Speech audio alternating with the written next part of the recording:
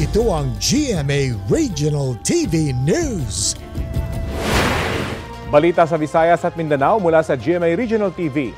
Isa ang patay sa ambush sa Cotabato City. Nasawi rin ang isang tricycle driver na nadamay. Cecil, anong tinitinang motibo dun sa krimen?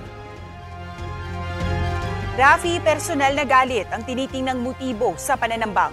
Ayon sa pulisya, kasama ng biktima sa sasakyan ang kanyang misis na isang barangay chairperson sa lungsod at 2 batang anak nila. 4 na salarin na sakay ng 2 motorsiklo ang namaril sa mga biktima. Idiniklarang dead on arrival sa ospital ang biktima na nagtamo ng maraming tama ng bala sa katawan. Sugatan sa balikat ang kanyang misis habang nagtamo ng minor injuries ang mga anak nila.